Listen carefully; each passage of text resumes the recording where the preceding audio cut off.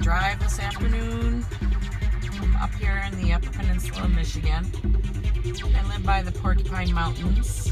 It's a beautiful drive anytime, but especially today after being on lockdown, quarantine, COVID-19 response to the pandemic of help me, I'm stuck in the house, I gotta get the fuck out of here before I go absolutely batshit crazy again. And if anybody knows me, they don't want to see that, and I don't want to see that, so I'm going for a drive.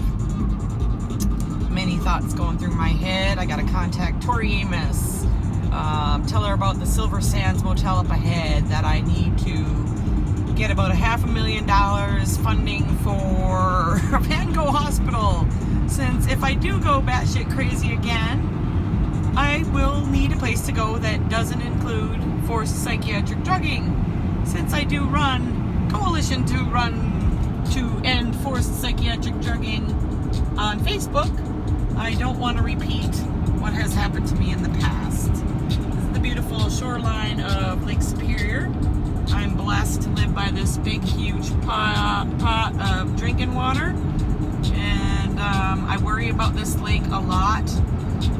It is the largest freshwater lake in the world, and sometimes I feel like Pocahontas or Minnehaha or some Indian, Native American goddess or person would be a better word. Native American woman probably would be an okay word next to person or human being of the female gender. Trying to protect this big, beautiful pot of drinking water. Think about the wars on the planet for oil, and think about 700 years from now all the time, because I buy the seventh generation soap, and I'm pretty immersed in the Ojibwa geography anyway. The area here, I go to the casino a lot. Doesn't mean I know a lot about Native Americans, but I do talk to the ancestors, I guess you could say. Even if I don't believe that there are such thing as spirits, I believe it's pretty easy to imagine me talking to my dead great-grandmother and Fadi and my great-grandmother Moon, and discussing how life is suffering, and the first noble truth of Buddhism, which goes against the Christian origins or roots that I have.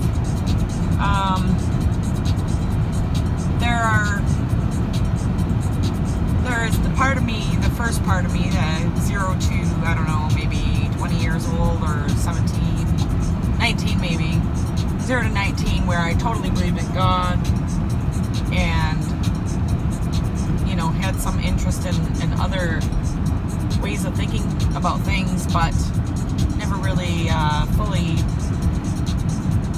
I don't know, embraced.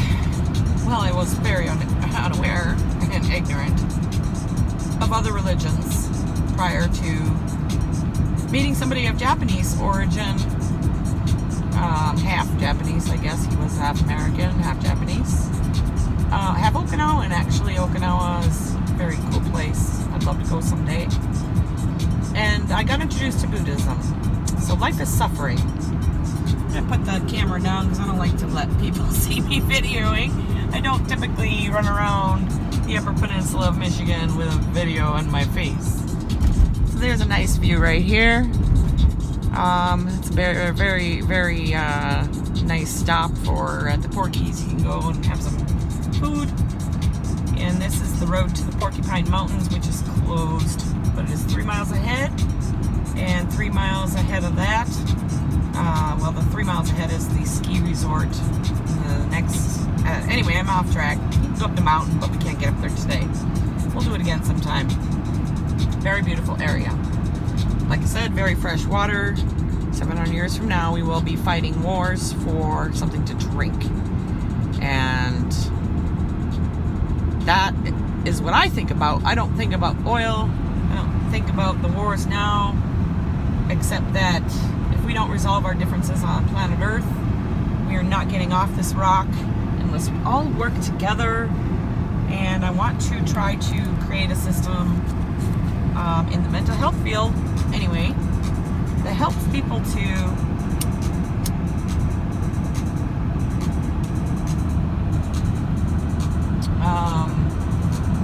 shall we say, get over their problems in living.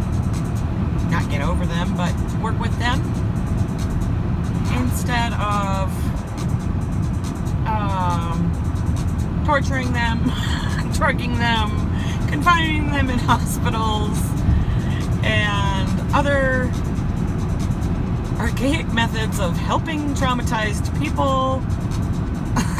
I don't know how to put it any other way, but to get back to the Buddhist point of life is suffering.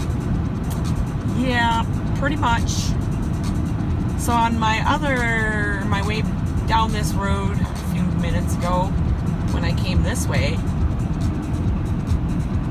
I was thinking about life is suffering. And first of all, does anybody not agree with that? That's the first hurdle.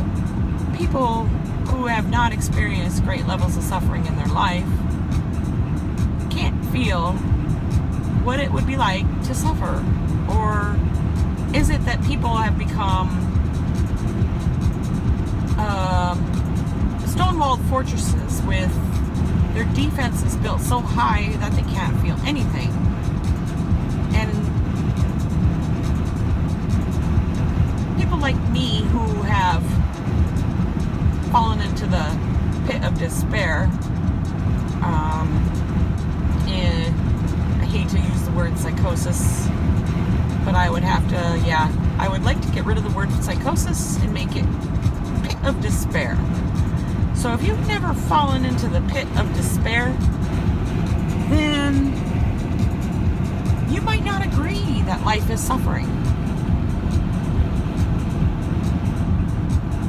And I guess in that sense, you probably don't know many people who have fallen into the pit of despair.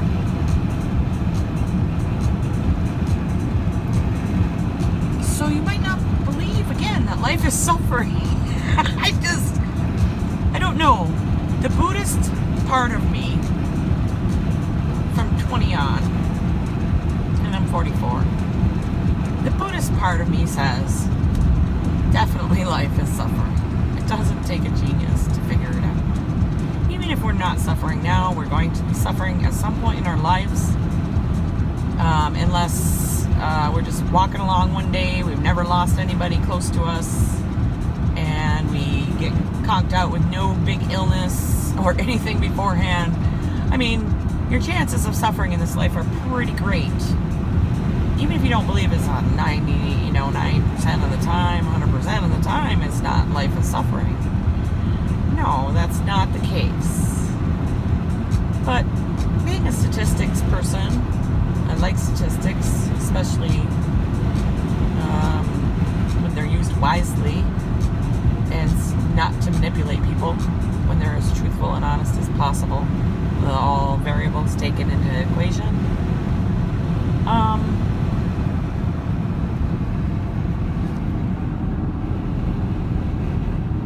Getting to the end of the road here, so I gotta pay attention. Statistically, life is not suffering 100% of the time.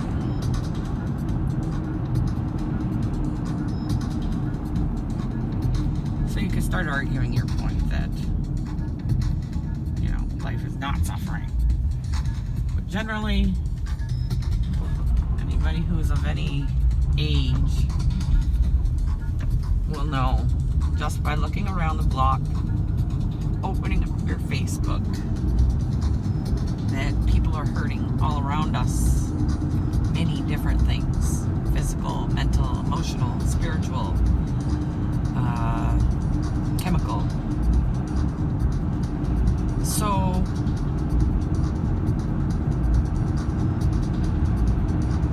I guess my goal is to ease suffering in a non-religious sort of way. The Buddhists had the Eightfold Noble Path, or Eightfold Path. Yeah, Noble Path, I think, anyway.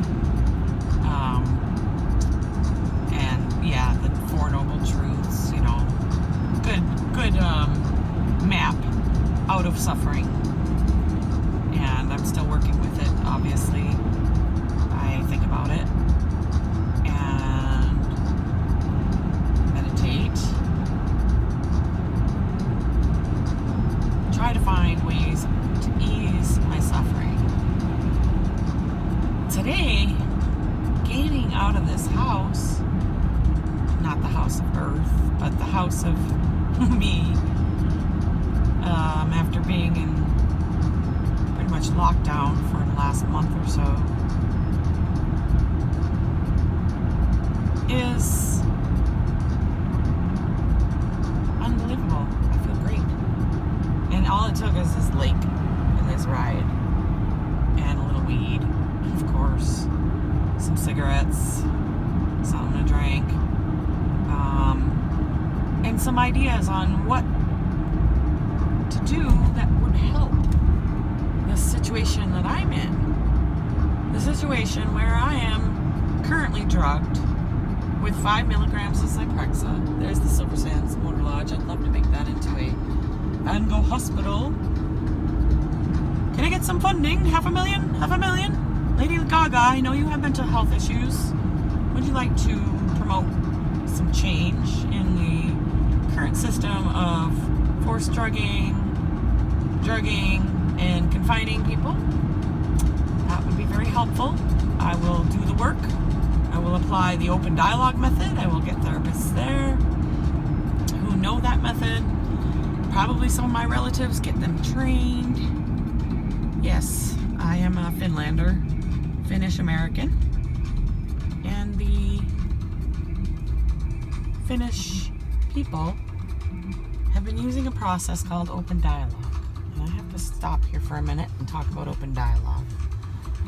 It's the greatest things in sliced bread as far as I'm concerned. It's anything other than getting tortured and force drugged to take psychotropic neurotoxins into your body when you're trying to heal yourself from trauma, taking more chemicals into an already traumatized body of emotional, mental, and spiritual problems and physical problems. Adding chemicals to the mixture is the stupidest thing anyone could ever think of to help people get through and recover from these issues. Anyone who chooses to take these drugs, that's your business. Yay, I'm glad I live in a free world where you can choose to take these drugs. I don't want these drugs. I don't want them in my body. I don't want them anywhere near my food. I wouldn't feed them to a fucking... Anyway, got my drift. I don't want these in my body. There are natural alternatives. There is a million things. I can name off the top of my head 10 things I could do besides take chemicals into my body that will alter my brain chemistry even more than it already is. The peer movement is something I am unaware of. I have focused all my attention on Coalition to End Forced Psychiatric Drugging, on getting my message out there. Well, my boyfriend and I just had a long discussion about getting my message out there. He said the message is out there. You need a solution. You need to go forward and build the solution. And I screamed back at him and said, I am struggling here. I am not strong enough to save myself. I need help. Well, hence the camera is in my hand. I'm going to start a YouTube video to go along with my page. And I'm going to use this drive as musings on how best to help this mental health system and overall human condition system that we live in to improve. Because really, things are a lot better than they used to be. I'll never forget the first time I was in the psychiatric ward, a lady sat with me and held my hand for 15 minutes and let me cry. And I experienced gentleness and kindness, compassion. And I want hospitals or houses or places to go that have those types of people in them for people who go into a psycho-spiritual crisis. Psyche, basically when you have a breakthrough. Well, we'll talk about words on these rides, I'm sure. I'm a big Alan Watts fan, and when I found myself in the thick of diagnostic labels so fucking long, I was like, who the hell am I? Oh, I have identity disorder now. Gee, well, I lost everything I'd ever had. I lost my job. I lost my house. I went through bankruptcy. I went to jail. I went to the psych ward. And you're telling me I have problems with my identity. Interesting. Yes, I totally lost everything. Completely became nobody and nothing. I became the invisible man. I became like 10,000 personalities. I disintegrated. And I dissociated. And I hallucinated. All these things. I have done them many times in my life. Some of them accidentally. But basically, I'd have to say all of them included some sort of substance use. And I'd like to discuss that too on these ramblings. Make comments, I guess, if this is going up to YouTube. How has your life been shaped and formed? Have you been accused of being bipolar, schizoaffective, dissociative disorder? What else? Oh, I don't know. There's 387 or so of these beautiful diagnostic labels.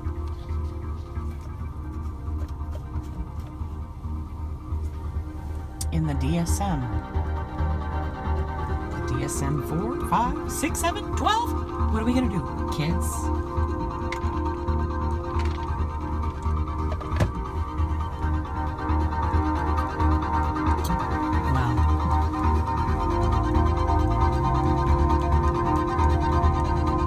First of all, the sun is going to come up tomorrow. The sun is going to go down. That's lesson number 1. Chill, Kesties. Let's make this shit up as we go along, drive along, talk along, sing along, cry along. God, I haven't cried. I was just posting that on Facebook the other day. My brother died in September of 2019. He's currently April something, 15th maybe, 2020. And I haven't cried since he died. So September, October, November, December, January, February, March, April. Boy, there's a big one building, I can tell. So I'm somebody who has a problem or trouble processing trauma. Do you have any problem processing trauma? You ever find yourself crying, help, somebody to talk to, somebody to help me through these issues I'm having? Anyone?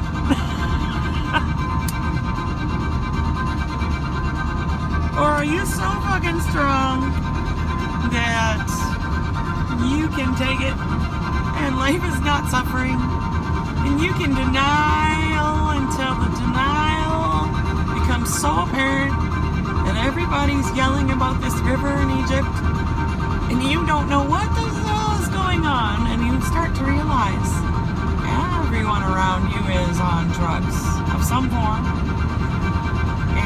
If they're not on drugs, they are numbing themselves in other ways with a billion different ways. And you're not the only one.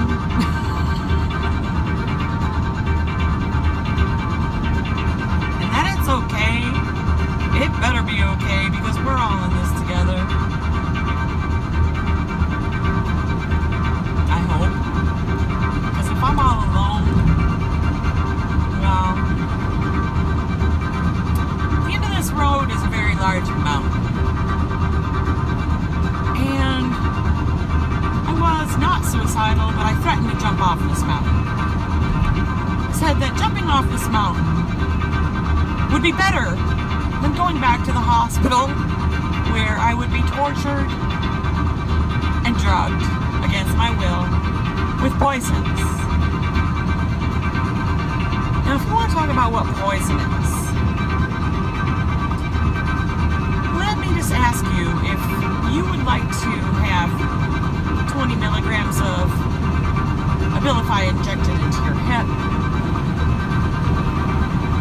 If you said no, it would probably be because you didn't want that poison in your body.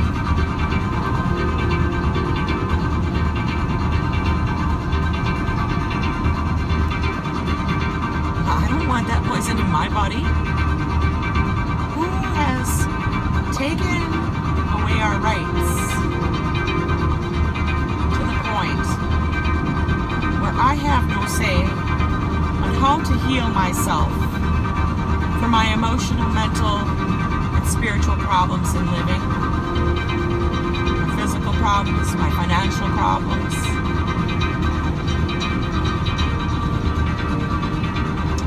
This would be a nice Van Gogh hospital. Again, one of my dreams to help the mental health system, which currently is torturing people. What I don't understand is, how can these people work in such a system? Do they not know that they're torturing people? That people don't want to be drugged? Don't they hear us? Are they deaf? When you're screaming in the hospital, well, what they believe is that they're doing it for your own goodwill. That's what they believe. That there is no other option. What did we do before we had the chemical straitjacket? What did we do?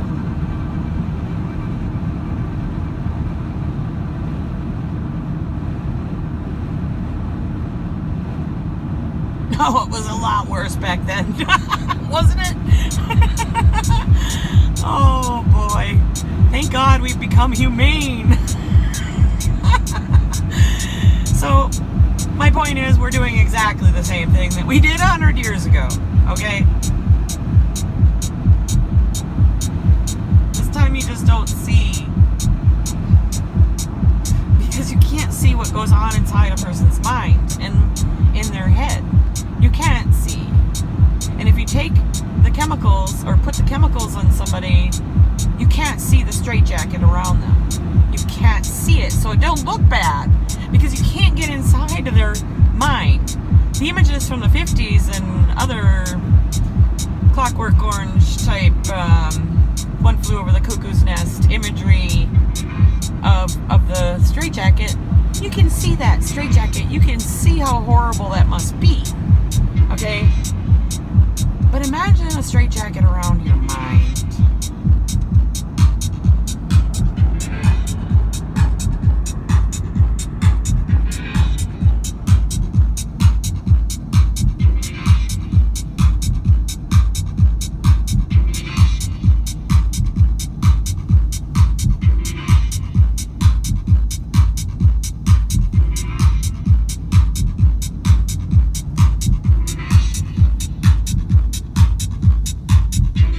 Life is suffering, I guess.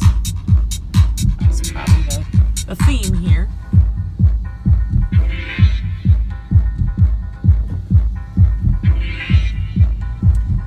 Again, do you agree that that's the first noble truth? I agree. I have seen suffering beyond beyond suffering. I have suffered beyond suffering. I have been in such an extreme hell in my own mind. It was unlike anything I have ever experienced in my life. Every time I have been psychotic, quote unquote, in the pit of despair. Every single time was pure hell. Sometimes worse than others, but at the base every time was pretty much pure hell. Some of the hells were fear-based hell. Some of the hells recently were anger-based hells. Rage. But mainly fear to begin with. That's when I started thought it was cracking Gary Zukav's iceberg phenomena that said fear is at the bottom of the iceberg. Anger is a symptom at the top. So when you start getting angry, you're really fucking scared deep down. And if you are honest with yourself and you start to seek, you will see that you are scared shitless if you're an angry person. And that's okay. That's just the normal way of things. So that's fear. You know, everybody's scared shitless. That's just normal. But we have medicalized normal emotion. Most people are so anesthetized, in my opinion, with drugs, entertainment, and drugs and entertainment are the top two. But other things too, anesthetized, overwork, that's a great one, yeah. Anesthetized. We are trying hard to avoid our pain. Basically, that's another, Pema Chodron Buddhism type revelation to me, or realization to me, that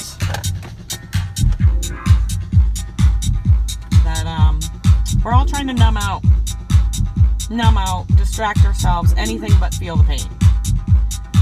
Well, that usually leads to sickness and death and more suffering. So what's the map again to get out of suffering? Oh yeah, the Eightfold Path. Right. Let me get right on there. I'm working on my issues from childhood, my teenage years, my adulthood, my substance abuse issues, my reasons. So, like when I quit drinking alcohol, I went to shopping and started hoarding and hoarded up a nice house there that I lost when I went psychotic. I lost my house of hoarded items that I had great emotional attachment to.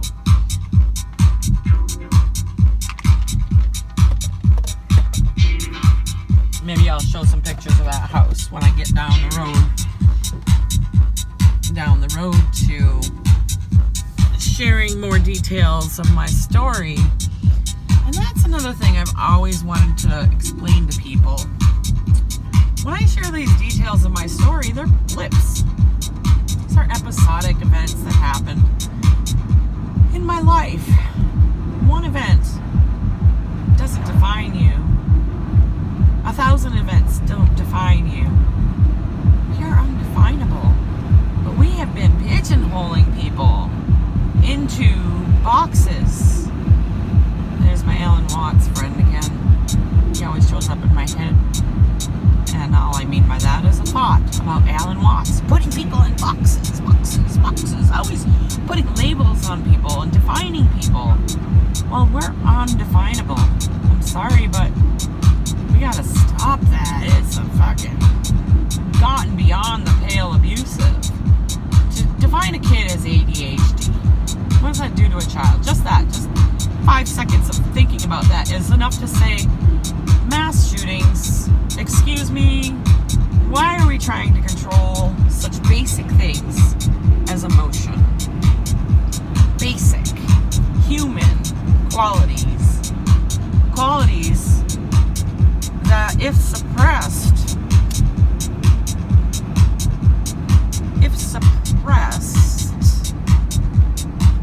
explode into undesirable behavior that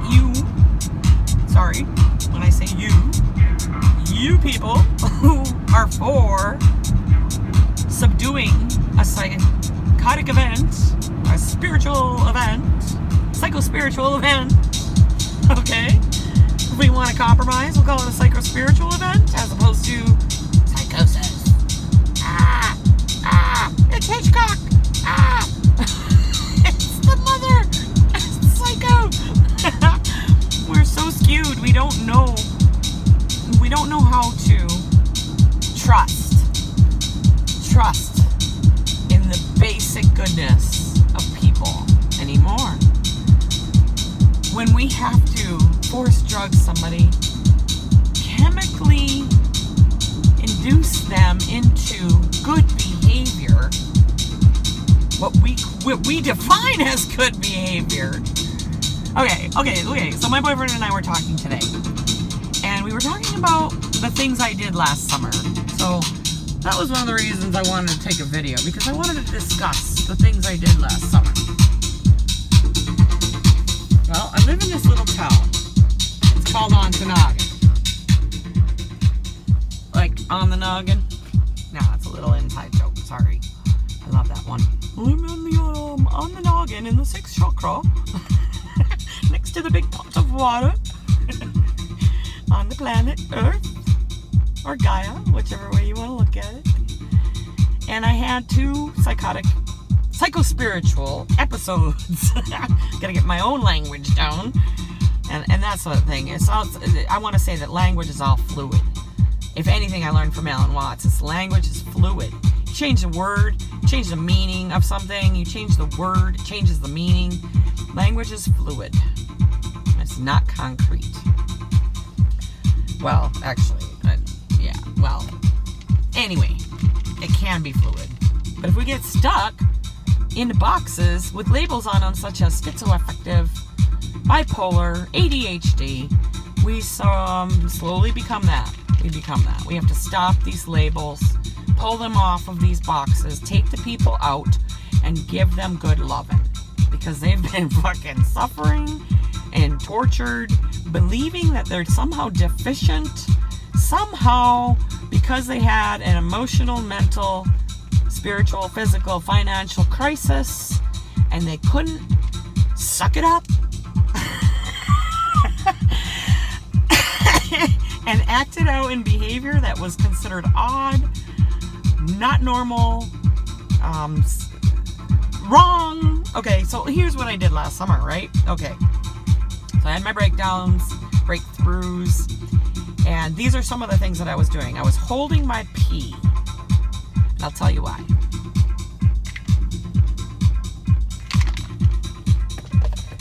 Because I'm a cigarette smoker, and every time I coughed, I found myself urinating in my pants a little bit. This is a couple months before I had my breakthrough, my psychospiritual breakthrough. Well, for some reason, that was one of the things during my psychospiritual breakthrough. I decided I needed to stop peeing and start clenching my muscles in that area so that I would strengthen the area and not willfully, basically I'm peeing my fucking pants when I'm coughing. My muscles down there aren't strong enough anymore to hold my pee in. Now, that's because I'm a lazy fat fuck, right? Just kidding. I just wanted to put that out there for anybody who's listening who wanted to just get some anger out. Anyhow, I was not peeing, I was not shitting either. That was for the same reason, except it was in my anus. I have, what do you call them? Those hemorrhoids, yes, those hemorrhoids that you need the cream for. Well, I don't want to, yes, I do want to gross you out with the details. My hemorrhoids were getting quite large, and I thought if I start strengthening my muscles of getting down there. I don't strengthen my muscles in my ass or in my vagina. I don't strengthen them, and I'm getting weak. You know, anybody seen a 90-year-old's boobs? Okay, well, my boobs are going to look pretty much like that 90-year-old's when I get older. And yours are too when you get older, 90 years old. And I'm sorry, I'm 44. Yeah, I'm having issues. So the young might not understand that. But I was not peeing, I was not pooping, I was not eating. Okay, so I was on a rampage to save the planet. That's what my last 3 or 4 episodes, I'm just going to call them episodes. 3 or 4 episodes were about activism for the planet. As in, how do I save this rock that I'm living on, and how best to save it, and what are ideas to help save it. And I went ahead with that 4 times, and it became overwhelming. Over-fucking-whelming. Just imagine being in charge of saving the planet, all right? Don't think about Jesus, because you might get a Jesus complex if you're Christian. Don't think about the Buddhas, or, you know, just imagine yourself as your normal, everyday, I crapped my pants when I was 5, or 4, 3, or whenever it was I crapped my pants last time. I've actually crapped my pants a couple times, probably drinking and stuff. Yeah, and coughing and being sick and, you know, crapping and pooping, puking at the same time. I've done that. But anyhow, back to the issue at hand. What else was I doing? I was trying to save the fucking planet. Give me a break. Yeah, I did have a God complex in my earlier episodes. I want to say that I had about 12, or I still haven't gotten it counted. I want to say 12. I'm just going to say 12 episodes where I was completely batshit crazy. If you want to go colloquial, let's say I was crazy, completely batshit crazy. And if you've never seen anybody completely batshit crazy, stick by me, listen to these YouTube videos, and you will start to explore what is batshit crazy. This is probably the best way to do it. I've had this idea to scan my diaries. But people don't want to read anymore, and that's fine. They want to watch a video. So there's the road to the mountain where I can jump off anytime I want. They close it so I don't do it in the winter.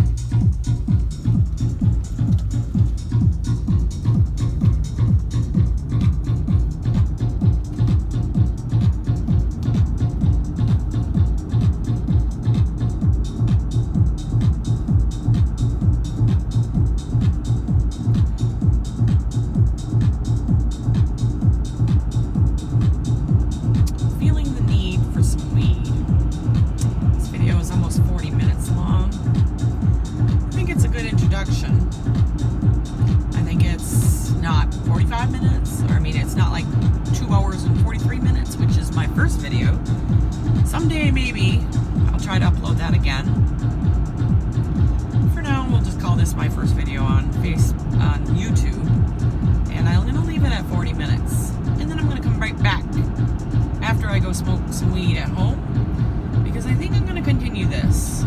This is a very therapeutic drive. I just hope none of these fucking people decide to report me because I am driving up and down this road because it's so lovely. Excuse me. There are no traffic. There's nobody here. I am finally out of the house. I feel fantastic. My mood has lifted greatly. I'm going to continue this, and I'm going to start my YouTube series. With this video, we'll call it Life is Suffering. And until I get home, I guess I continue for now. 45 minutes ain't too bad. I live about 10 minutes from here, down this road, and next to this beautiful lake here. And this lake means an awful lot to me. And it should mean an awful lot to your ancestors if you have children. I mean, not your ancestors, your future, what do you call them? Future generations. The ancestors of the future. So talk to your great-great-great-great-grandchildren and say, I help to protect Lake Superior.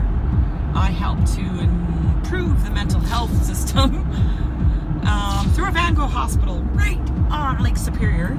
This is why I think this place would be perfect, because it's just next to Lake Superior. And when I was in my worst way, which was like 4.5 years ago, or 5 years ago almost now, I don't know exactly when.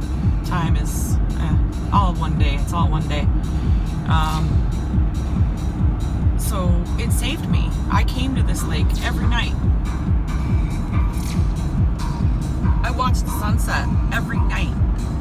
It helped me. I threw all my energies, all my emotions, all my rage, all my fear, all my disgust, all my feelings that I didn't want to, just that energy. Okay, so that energy of the lake, it just absorbed it, okay? The nature here is so very healing. The nature here is unlike anywhere in the world. No, it's like a lot of places around the world. Granted, I think this place is special, but really, we can do this anywhere. We can put a Van Gogh hospital in the downtown Detroit area, and we can make it happen. What would I put into a Van Gogh hospital? Okay, let's talk about the Van Gogh hospital, where if Tori Amos and Lady Gaga and Drew Barrymore all got together and gave me $500,000,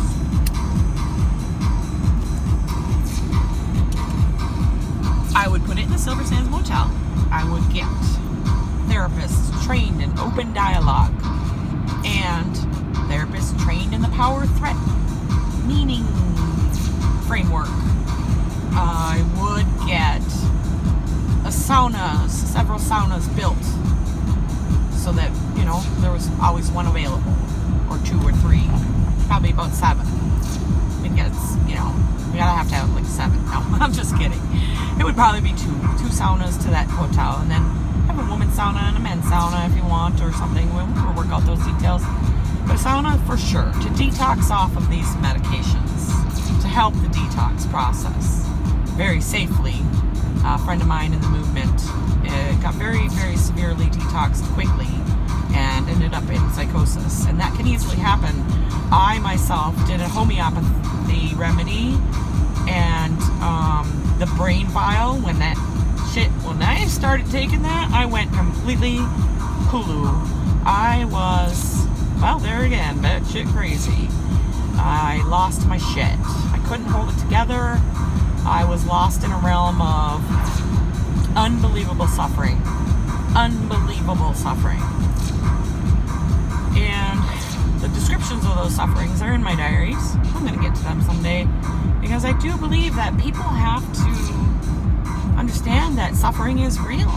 And whether they're not suffering, whether or not they're suffering, it is real. And we need to help those that are suffering not further traumatize them. Really. I mean, as simple as that. It comes down to the psychiatric wards are helpful for those who want help from the psychiatric wards with chemicals.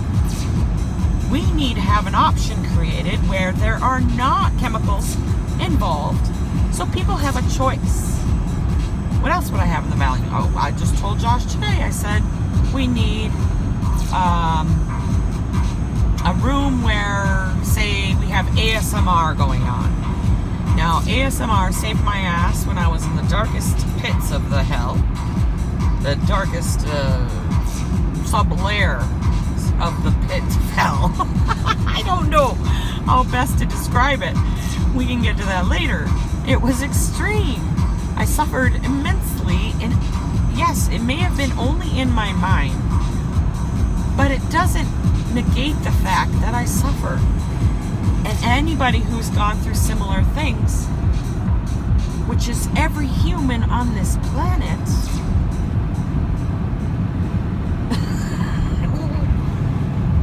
Well, I'd like to help that person start to feel again. I don't want them to feel my suffering. I want people to avoid feeling my suffering.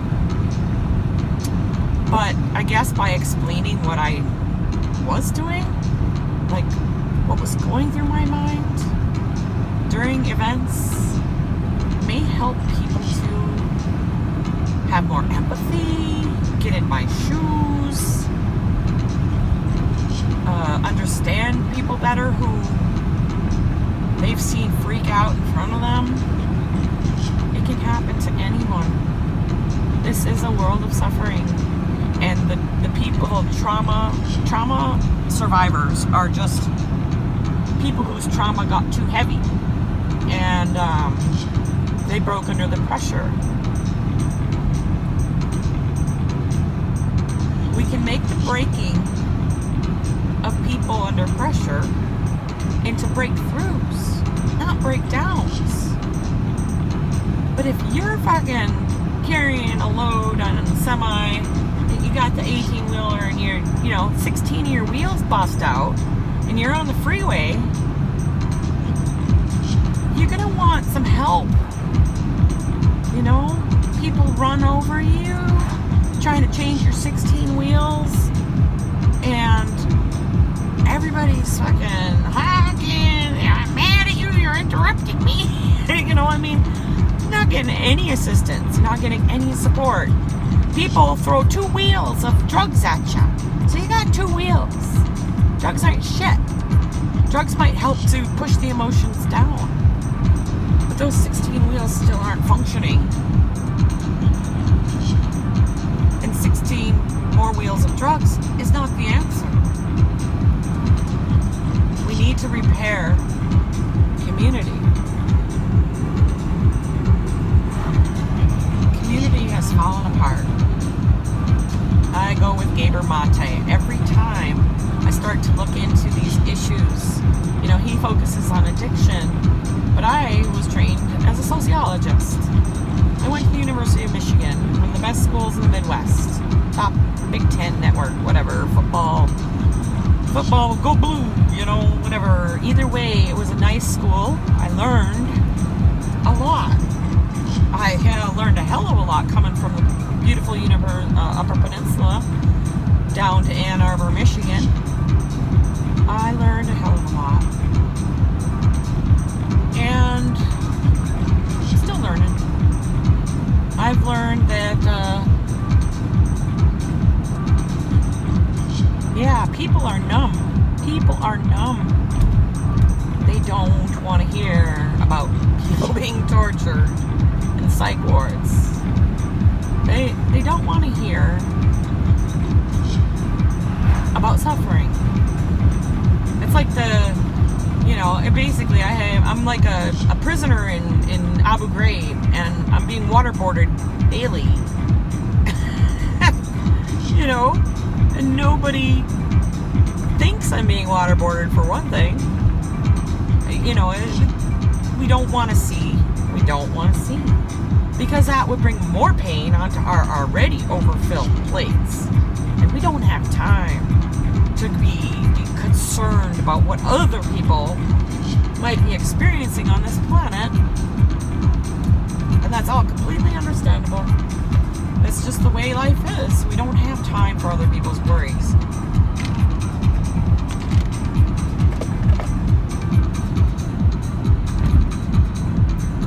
Completely understandable.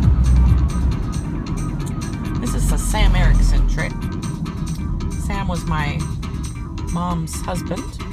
He was a great guy. He said if you ever have people coming up behind you and you don't want to go faster, just pull over.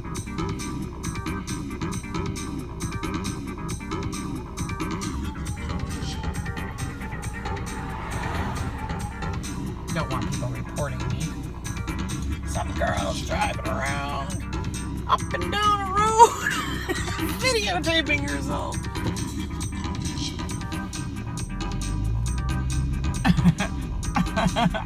Oh yeah, I was headed home.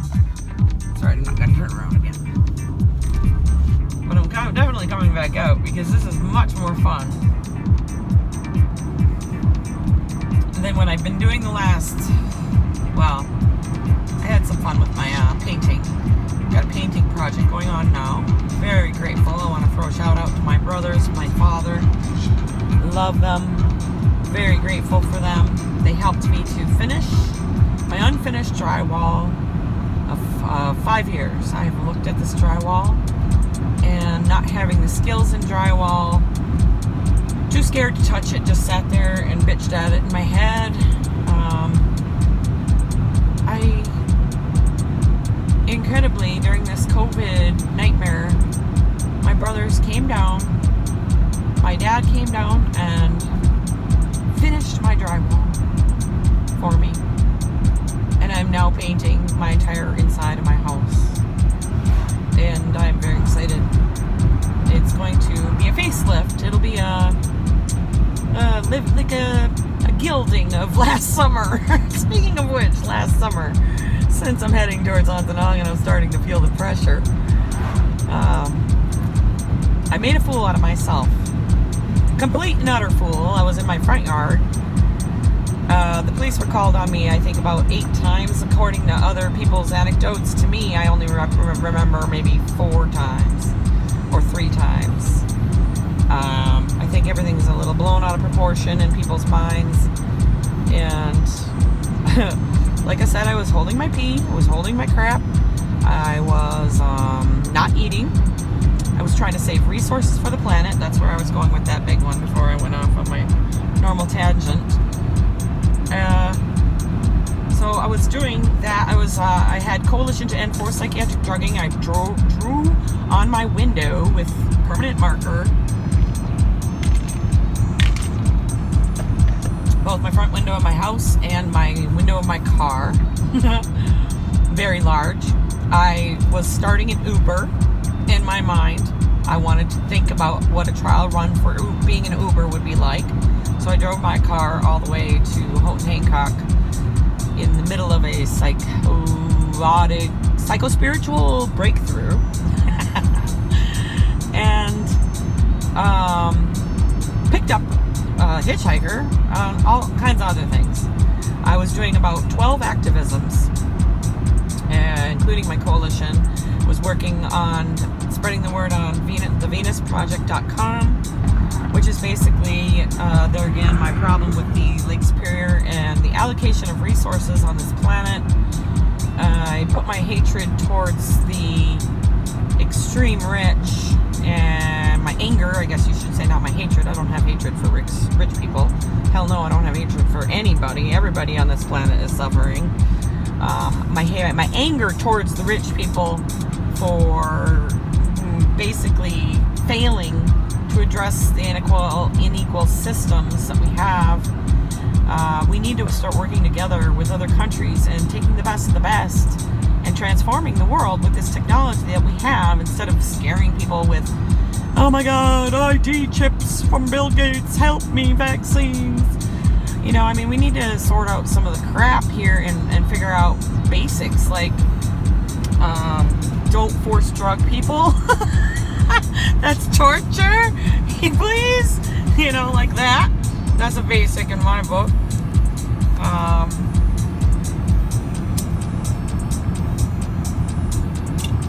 Sorry, I'm a huge smoker, so I get used to that, I guess.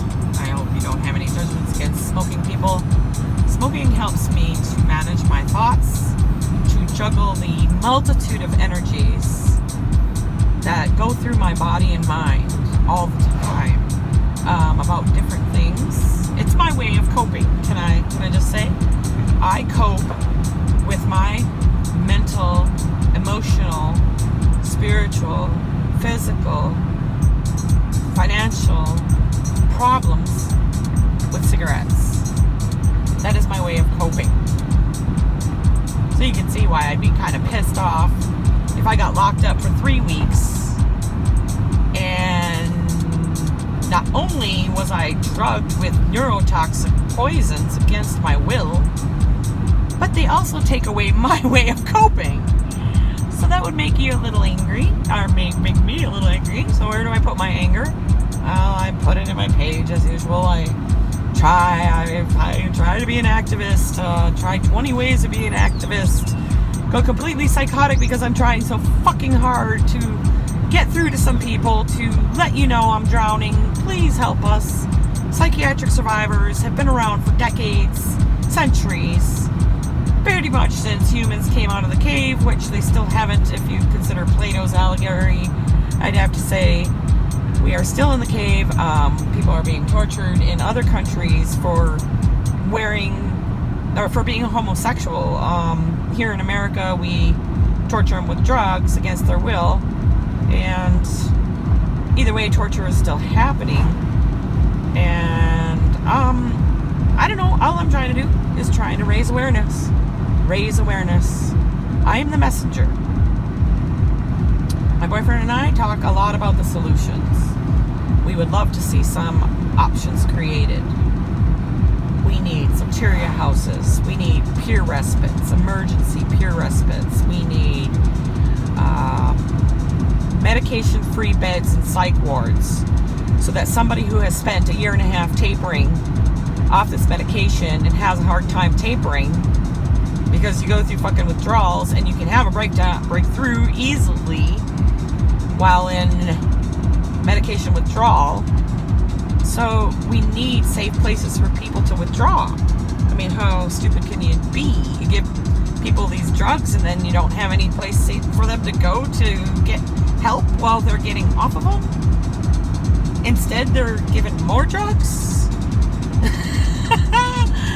Well, that happened to me, and I was unable to have children as a result because I pretty much run out of time. 44 now. My forced drugging happened to me when I was 3 years ago now, I guess we're going on. And I was just taken off of a second ATO or AOT, whatever. I hate those words. Court ordered. They court ordered me to take drugs against my will. And twice. And I just got off of the second order in January of 2020. This year. And I'm still on drugs. My psychiatrist doesn't think I should go off of these drugs, and I have been politely asking him, please, I would like to start tapering off these drugs. We'll talk about that next time. Tune in. For hopefully less talk of life is suffering and more talk of let's get this fixed.